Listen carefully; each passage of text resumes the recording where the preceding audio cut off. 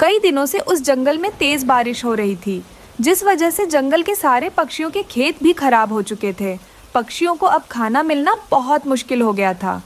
जंगल में हर जगह पानी भर चुका है, जिसके कारण अब खाना मिलना मुश्किल हो गया।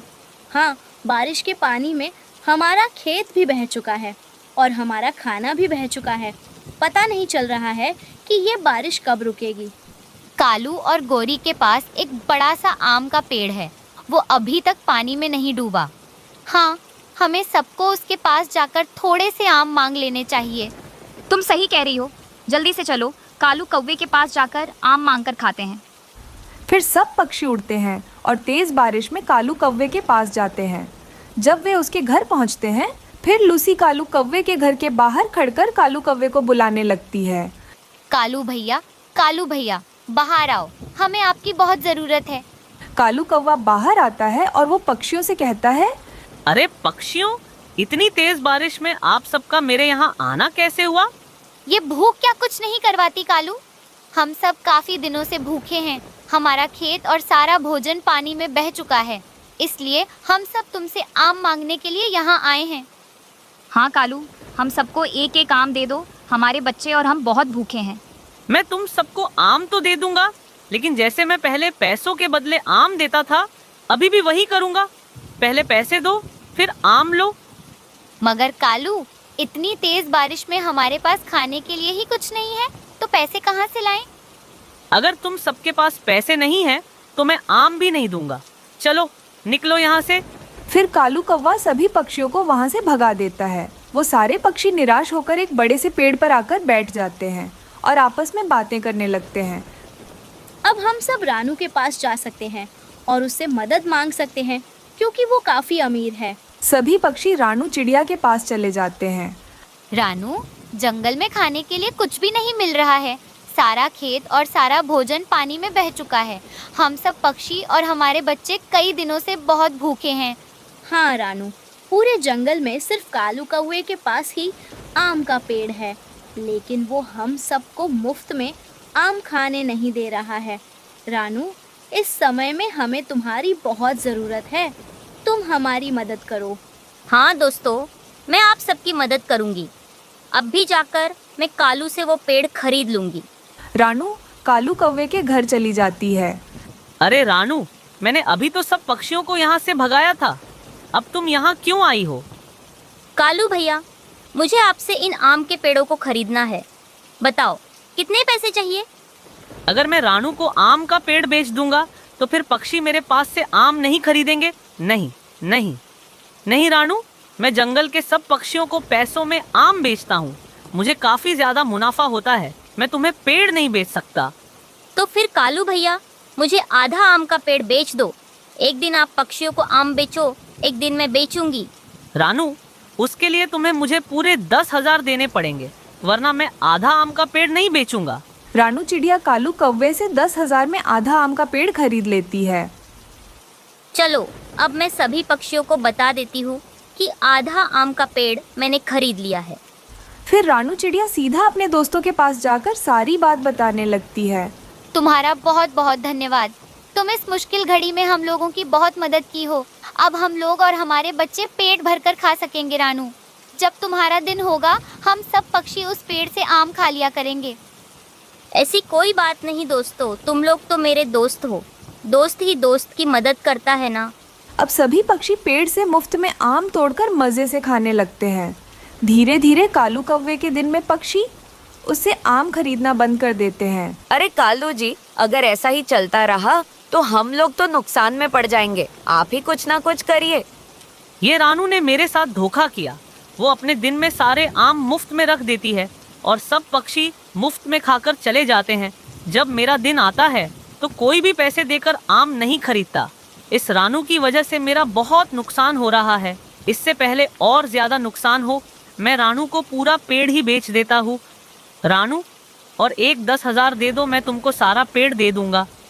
नहीं कालू भैया, अब मुझे पूरा आम का पेड़ खरीदने की कोई ज़रूरत नहीं है। एक दिन में ही मेरे दोस्त अच्छे से आम खा लेते हैं। अगर तुम पहले लालच नहीं करते और पूरा पेड़ मुझे अच्छे खासे पैसों में बेच देते, तो तुम्हें अच्छा मुनाफा होता। अब तो मैं आपसे पूरा आम का पेड़ नहीं खरीदूंगी। कालू कौवे को उसकी लालच बहुत महंगी पड़ जाती है। जंगल में 2 दिनों से लगातार बारिश हो रही थी। रानू का पति कुछ दिनों से बीमार था। बारिश की वजह से अब रानू के घर में भोजन भी खत्म हो चुका था। माँ, ये बारिश और कितने दिन तक चलेगी? मैं तो सुबह से भूखी हूँ, मुझे बहुत भूख लग रही है। पता नहीं गुड़िया बेटी, तेरे पापा और मैं 2 दिनों से भूखे हैं। अब हम क्या करेंगे? मुझे कुछ भी समझ में नहीं आ रहा है। वो दोनों माँ बेटी बातें कर रहे थे, तभी घोंसले में से पानी टपकने लगता है। ये क्या गुड़िया बेटी, ये घोंसले में से तो पानी टपकना शुरू हो गया है। गुड़िया, जल्दी से मेरे साथ चलो। हमें अब भी छत घास से ढकना होगा, वरना पानी अंदर आ जाएगा। वो दोनों माँ बेटी उस बारिश में घने जंगल में जाते हैं। जाकर वहाँ से घास लेकर वापस अपने घोंसले पर आते हैं। रानू और गुड़िया मिलकर उनके घोंसले को ठीक कर देते हैं। जहाँ जहाँ सुराख था वहाँ पर घास रख देते हैं। कुछ ही देर में छत टपकना बंद हो जाता है और घर के अंदर पानी आना बंद हो जाता है। रानू, मैंने 2 दिनों से कुछ भी नहीं खाया है। मुझे लगता है कि अब मैं बहुत कमज़ोर पड़ गया हूँ। टुन्नू जी, आप चिंता मत कीजिए। अभी मैं बाहर जाती हूँ गुड़िया और आपके लिए कुछ न कुछ भोजन ले आ जाती हूँ। मगर रानू, तुम इतनी बारिश में कहाँ जाओगी? अगर मेरे पंख अब ठीक होते तो मैं ही अपनी बीवी और बच्ची के लिए कुछ न कुछ करता। टुन्नू जी, आप चिंता मत कीजिए। ये मेरे पास पुरानी बोरी पड़ी है। इसे अपने सिर के ऊपर से ढककर भोजन ढूंढने के लिए जा रही हूँ। मुझे कुछ नहीं होगा। फिर रानू चिड़िया अपने सिर के ऊपर बोरी रखकर बारिश में भोजन ढूंढने के लिए चली जाती है। कुछ देर बाद वो कुछ अनाज लेकर घर आती है। जैसे ही जंगल में आधी रात होती है, रानू के घोंसले में फिर से पानी टपकना शुरू हो जाता है और जंगल में बाढ़ भी आ जाती है, जिस वजह से रानू का घोंसला पानी से भर जाता है। गुड़िया बेटी, हमारे घोंसले में पानी भर गया है। अब यहाँ रहना सुरक्षित नहीं है। हाँ माँ, अब हम पापा को लेकर यहाँ से जल्द निकलते हैं। फिर रानू अपने पति टुन्नू को एक टोकरी में रखकर कहीं ऊंची जगह ले जा रही थी, लेकिन अचानक बारिश की वजह से टुन्नू चिढ़ा उस टोकरी में से फिसलकर नीचे गिर जाता है और पानी में बह जाता है। टुन्नू जी, अरे टुन्नू जी, ये क्या हो गया? मेरे पति टुन्नू जी को कोई बचाओ, कोई है? कोई भी पक्षी रानू की मदद नहीं करता। थक हार कर रानू और गुड़िया पहाड़ों के ऊपर चली जाती हैं। माँ, पता नहीं पापा जिंदा होंगे भी या नहीं। गुड़िया बेटी, ऐसी बातें नहीं करते। तुम्हारे पापा कहीं ना कहीं जिंदा जरूर होंगे। वो लौटकर जरूर आएंगे। सारे पक्षियों को घने जंगल में एक टेंट दिखाई देता है। वो टेंट इंसानों ने छोड़कर गए हुए थे। फिर सारे पक्षी उस टेंट में जाकर आराम से बैठ जाते हैं। कुछ देर बाद रानू चिड़िया भी अपनी बेटी को लेकर टेंट में जाकर बैठ जाती है। उन सब पक्षियों को टेंट में रहते हुए 4 दिन हो जाते हैं। माँ, और कितने दिन हम लोगों को टेंट में रहना पड़ेगा? मुझे तो बहुत भूख लग रही है माँ, कुछ ना कुछ करो। गुड़िया बेटी, मैं कुछ भी नहीं कर सकती। बारिश रुकने तक हम सबको इस टेंट में ही रहना पड़ेगा। इस तरह सुबह हो जाती है। सुबह होते ही बारिश रुक जाती है।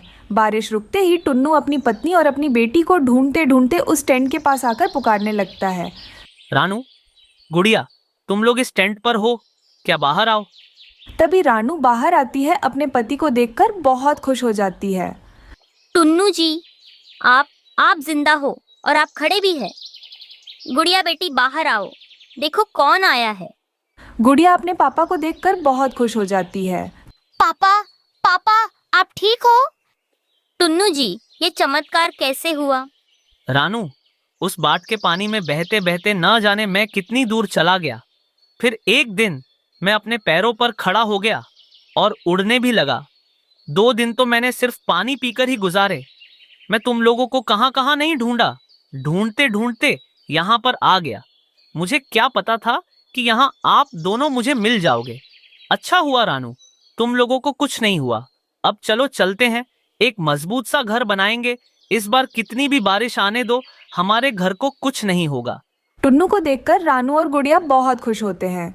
फिर दोनों पति पत्नी मिलकर सारा जंगल घूम घूम कर मजबूत से लकड़ियां ढूंढकर अपने लिए एक अच्छा और मजबूत घर बना लेते हैं और अपनी बेटी गुड़िया के साथ खुशी खुशी रहने लगते हैं।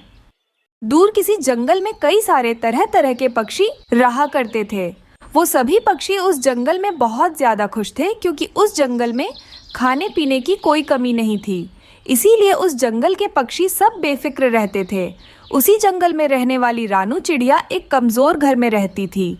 ऐसा करती हूँ, पहले भोजन ढूंढ कर ले आती हूँ। क्या पता सारे पक्षी अपना अपना भोजन लेकर चले जाएं, फिर बाद में मुझे भोजन ही ना मिले। ऐसा सोचकर रानू जंगल में भोजन लेने के लिए चली जाती है। उसके जाते ही जोरों की बारिश शुरू हो जाती है।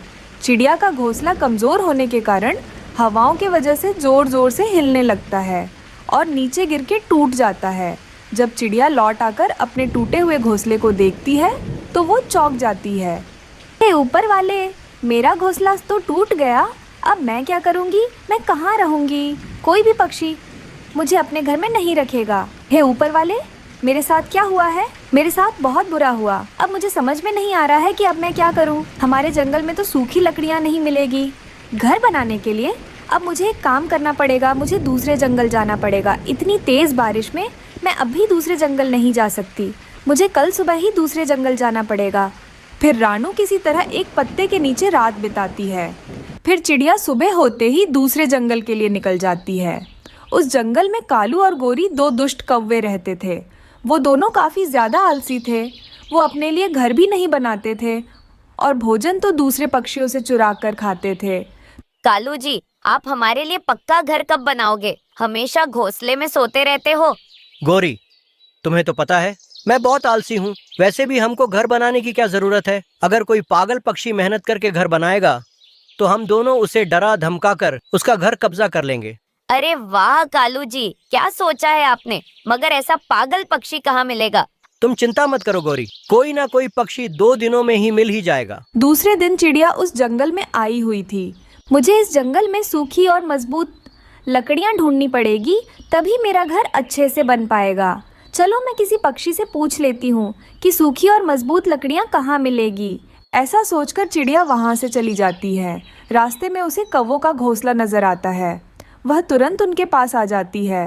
कौवो, मुझे तो आप इस जंगल के लग रहे हो। मुझे बस इतना बता दीजिए कि सूखी लकड़ियाँ कहाँ मिलेंगी। मैं दूसरे जंगल से आई हूँ।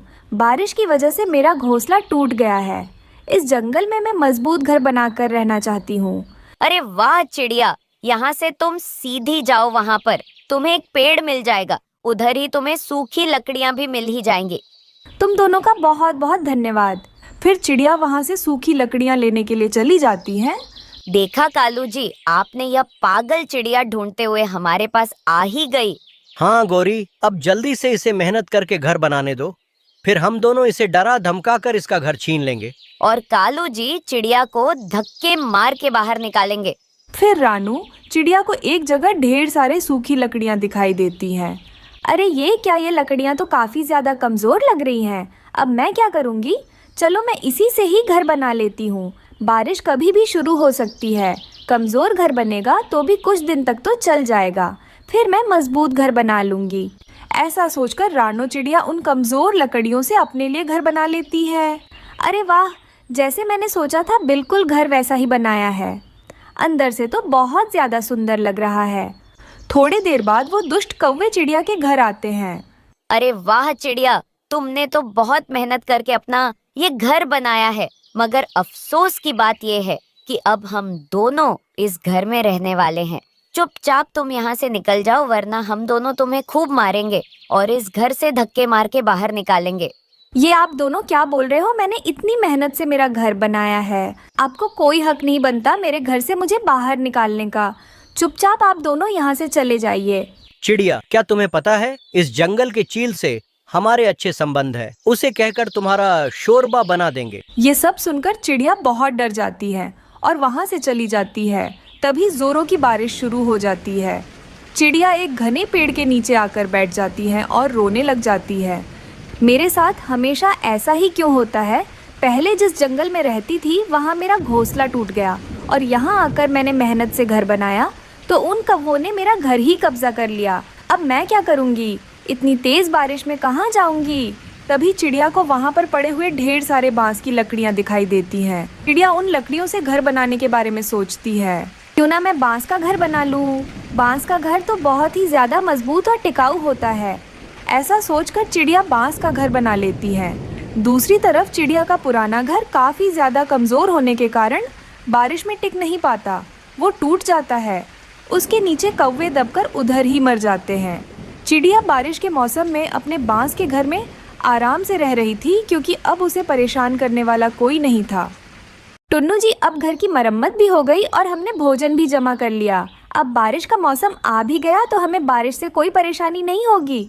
रानू, तुम दिन भर इतना सारा काम करती हो, क्या तुम थकती नहीं हो? हाँ तो टुन्नू जी, आप भी तो इतना ज़्यादा काम करते हो। आप इतनी ज़्यादा सूखे में भोजन खोज कर ले आते हो।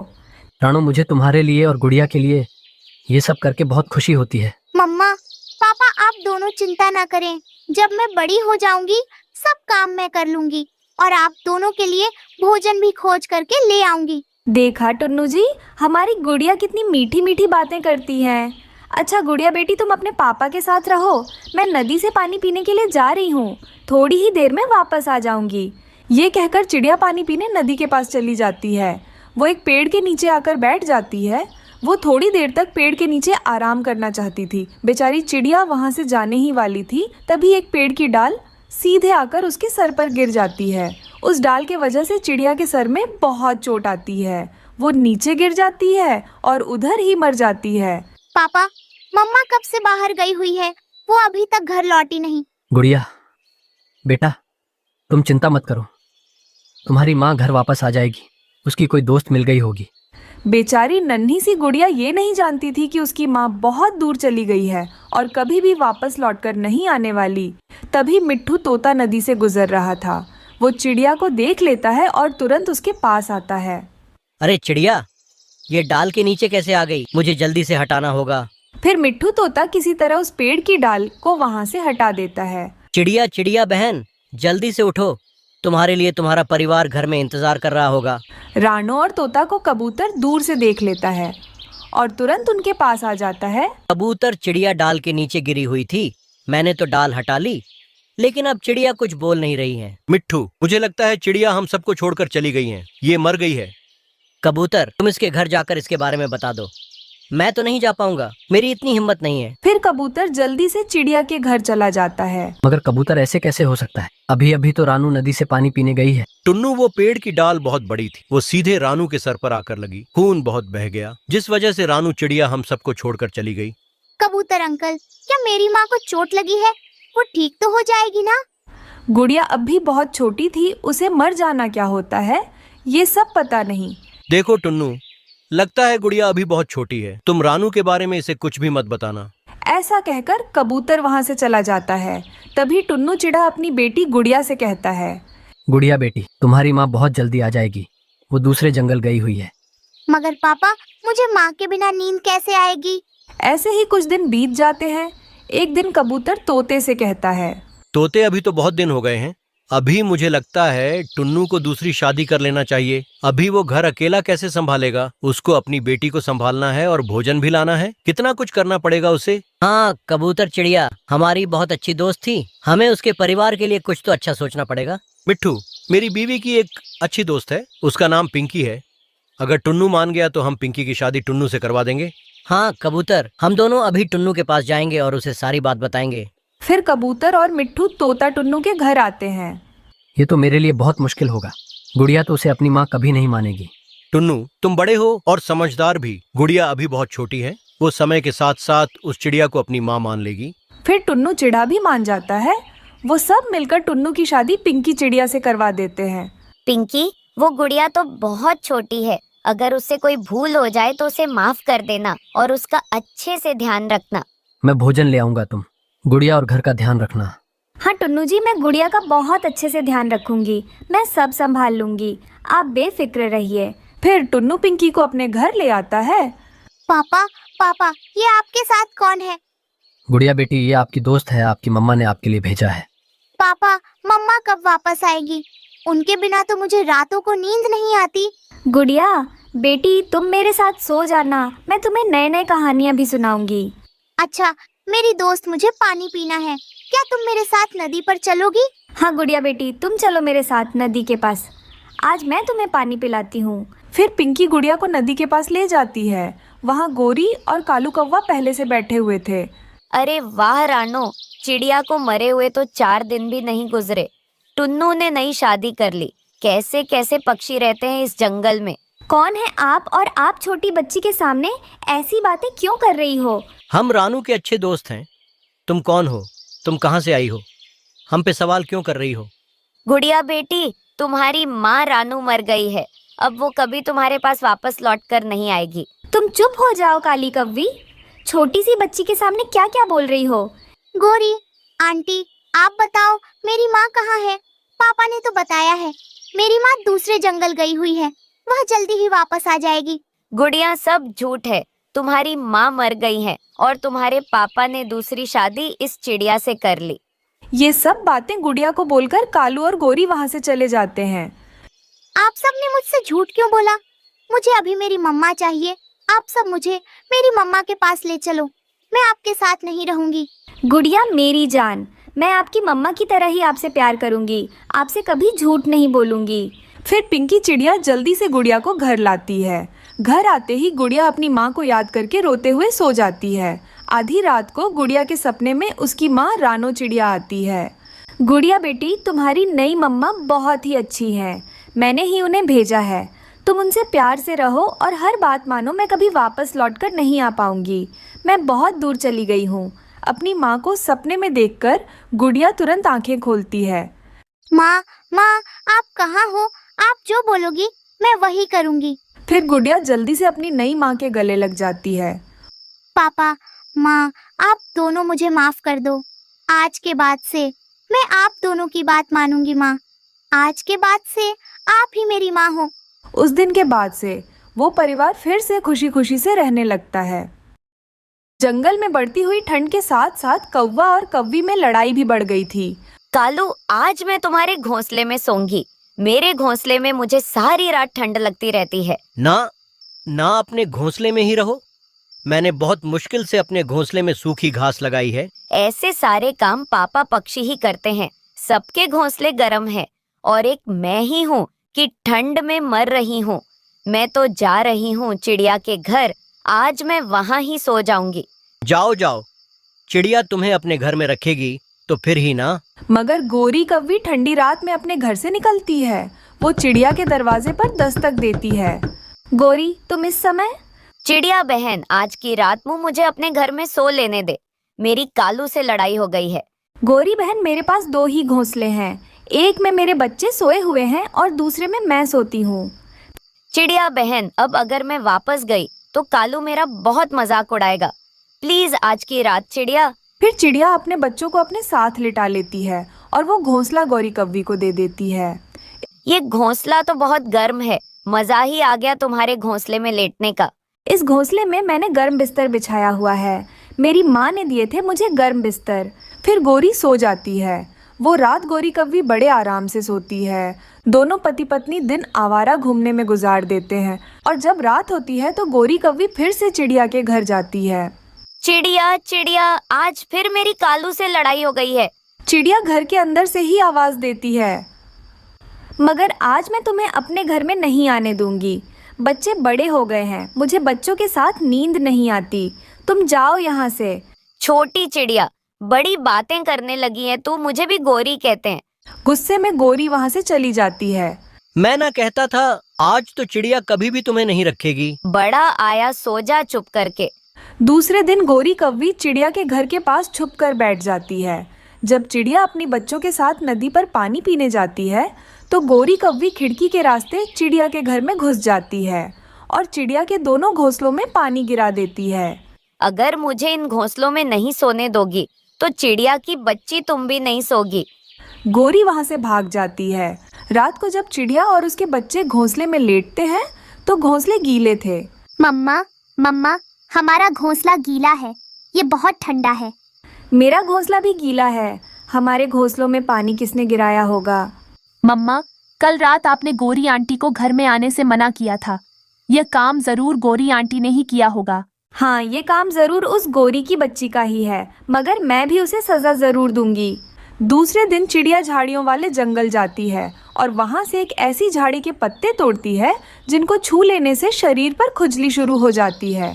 गुड़िया और कुकू, अब देखना, वो गौरी ठंड की रात में भागती फिरेगी। चिड़िया वो पत्ते एक घोंसले में बिछा देती है। कुकू बेटा जाओ और गौरी को बताओ कि आज वो हमारे घर में सो सकती है। मम्मा मम्मा, गौरी आंटी का शरीर सुर्ख हो जाएगा इन पत्तों पर लेटकर। कुकू जल्दी से गौरी कौवी की तरफ जाता है। आंटी आंटी, मम्मा ने भेजा है। मम्मा कहती हैं कि आज रात आप हमारे घर में सो जाएं। तो फिर मान गई तुम्हारी। मम्मा मैं ना कहती थी, मुझे भी गौरी कहते हैं। गौरी कुकू के साथ जाती है। गौरी घोंसले में पानी गिराने की क्या जरूरत थी, ये तो तुम्हारा अपना ही घर है। जब जी चाहे आ जाया करो और इसी घोंसले में सो जाया करो। चिड़िया, कल तुमने मेरी इंसल्ट की तो मुझे गुस्सा आ गया था। फिर गौरी चिड़िया के घोंसले में लेट जाती है। चिड़िया के बच्चे गौर गौर से गौरी कौवी की तरफ देख रहे थे। चिड़िया, ना जाने क्यों मेरे शरीर पर खुजली शुरू हो गई है। ये सुनकर बच्चे हंसने लगते हैं। 1 2 त्रिझाड़ी के पत्तों का काम हुआ शुरू। बचाओ चिड़िया, मुझे बचाओ, मेरे शरीर पर बहुत खुजली हो रही है। गौरी कौवी इधर उधर उड़ती हुई घर से बाहर निकल जाती है। वो कौवी इस पेड़ से टकराती तो कभी उस पेड़ से मर गई। उस चिड़िया ने घोंसले में न जाने क्या रखा हुआ था, हाय मर गई। ठंडे पानी से नहाओ गौरी, फिर ही तुम ठीक होगी। फिर गौरी ठंडी ठंडी रात में नदी के ठंडे पानी में कूद जाती है। तब जाकर उसकी खुजली कम होती है, मगर बाकी की रात अपने घर में ठिठुर कर गुजारती है। उसे छोटी चिड़िया ना समझो, वो बहुत सियानी चिड़िया है। ऐसे गौरी कौवी को सजा मिलती है। गर्मी के मौसम में रानू चिड़िया बहुत ही मेहनत से मटके बनाती थी और उन्हीं घड़ों को जंगल के पक्षियों को बेचती थी। गर्मी का मौसम होने के कारण घड़ों की बहुत ही डिमांड थी। वो अकेले ही इतने घड़े नहीं बना पा रही थी, इसीलिए उसने जग्गू नाम के कौवे को काम पर रख लिया था। जग्गू बेटा, तुम बहुत कमजोर लग रहे हो, क्या तुम मेरी घड़े बनाने में मदद कर पाओगे? हाँ आंटी चिड़िया, मुझे अब पैसों की बहुत ज़रूरत है, मैं आपकी मदद ज़रूर करूँगा। उस दिन के बाद से जग्गू कौवा घड़े बनाकर रानू चिड़िया के साथ जंगल के पक्षियों को घड़े बेचने में मदद करता था। एक दिन रानू और जग्गू जंगल में घड़े बेच रहे थे। तभी जग्गू की मौसी वहाँ आती हैं और रानू से कहती हैं, देखो चिड़िया, मैं इस जग्गू की मौसी हूँ। इसके माता पिता गर्मी की वजह से 1 महीने पहले ही मर गए थे। मैं ही इसे पाल पोस रही हूँ, लेकिन ये नमक हराम 1 महीने पहले घर से भाग आया। इसकी जो भी तनख्वाह बनती है सारे पैसे मुझे देना, समझ गई ना तू? अच्छा ठीक है कवि बहन, मैं दे दूंगी, लेकिन मेरे ठेले के सामने तमाशा मत करो। हाँ, जा रही हूँ। अगले महीने अगर मेरे पंखों में पैसे नहीं मिले तो देख लेना, मैं बहुत तीखी जुबान की हूँ। ऐसा कहकर वो कौवी वहाँ से चली जाती है। जग्गू बेटा, यह सब क्या है? तुम्हारी मौसी ऐसे क्यों बात कर रही है? आंटी चिड़िया, वो मेरी मौसी थी, वो बहुत बुरी है। जब मेरे मम्मी पापा की मौत हो गई तब वो मेरे घर आई थी मेरी और मेरी बहन की देखभाल करने के लिए, लेकिन उसने हमारी सारी जायदाद हड़प ली। उस दिन के बाद से वो हम दोनों को स्कूल भी नहीं भेजती थी, भोजन भी नहीं देती थी। इसलिए मैं वहाँ से भागकर यहाँ आ गया। मैं तो बच गया, लेकिन मेरी बहन उधर ही रह गई। कोई बात नहीं जग्गू बेटा, तुम्हारी बहन भी जल्दी ही तुम्हारे पास आ जाएगी। आज के बाद तुम मेरे घर पर ही रहना गुड़िया के साथ। जग्गू कौवा रानू चिड़िया का धन्यवाद कहता है। उस दिन रानू जग्गू को अपने घर ले जाती है और उसे भरपूर खाना खिलाती है। अगले दिन जग्गू देखता है कि रानू और गुड़िया गर्मी की वजह से बहुत परेशान हो रहे हैं। वो मन में सोचता है कि इन दोनों के लिए कुछ ना कुछ करना चाहिए। दूसरे दिन जग्गू अपने पंखों से एक बड़ा सा मटका बनाता है। फिर कुछ लकड़ियाँ इकट्ठा करके लकड़ियों का ढांचा बनाता है और उसमें ठंडा पानी डालकर मटका कूलर तैयार करता है, जिससे ठंडी ठंडी हवा आने लगती है। वो मटका कूलर ले जाकर घर के अंदर रख देता है। ये मटका कूलर बहुत अच्छा है। अरे वाह जग्गू बेटा, तुमने यह कमाल कर दिया। तुम में इतना हुनर है, ये तो एसी जैसा काम कर रहा है। घर पूरा ठंडा हो गया है। आंटी चिड़िया, गुड़िया गर्मी की वजह से रो रही थी, मुझसे देखा नहीं गया, इसीलिए मैंने ये बनाया। जग्गू, तुम मेरे बेटे हो, तुम मुझे माँ कहकर बुला सकते हो। मैं तुम्हें पढ़ाऊंगी, सब करूंगी, तुम्हारी बहन को भी वापस ले आऊंगी। चिड़िया आंटी, आपका बहुत बहुत धन्यवाद। क्यों ना हम मटका कूलर बनाकर जंगल के पक्षियों को बेचें, इससे हमारा अच्छा खासा मुनाफा होगा। मैं आपको सिखा दूंगा कि ये कैसे बनाना है। अरे वाह जग्गू बेटे, यह तो बहुत अच्छी सोच है, हम ऐसा ही करेंगे। दूसरे दिन रानू और जग्गू मिलकर ढेर सारे मटका कूलर बनाते हैं। फिर मटका कूलर को ठेले पर रखकर जंगल के पक्षियों को बेचने लगते हैं। गरीब जंगल के पक्षियों को मटका कूलर बहुत पसंद आता है। 1 महीने के बाद जग्गू की मौसी फिर से तनख्वाह लेने के लिए वहाँ आती है। रानू अपने दोस्तों के साथ डंडे लेकर तैयार बैठी थी। चिड़िया, ये सब क्या है और मेरे पैसे कहाँ हैं? तुम जो भी हो मुझे नहीं पता, लेकिन जग्गू मेरा बेटा है। कल मैं तुम्हारे घर आकर उसकी बहन को भी अपने साथ ले जाऊंगी। अगर तुमने कुछ कहा या किया तो मैं तुम्हें नहीं छोड़ूंगी। रानू की बातें सुनकर जग्गू की मौसी वहाँ से भाग जाती है। अगले दिन रानू चिड़िया जग्गू की बहन मुन्नी को अपने साथ अपने घर ले आती है। रानू जग्गू और मुन्नी को अपने बच्चों की तरह प्यार करती है और गुड़िया के साथ साथ जग्गू और मुन्नी को भी स्कूल भेजती है। इस तरह रानू मटका कूलर बेच बेच कर धनवान हो जाती है और अपने तीनों बच्चों के साथ खुश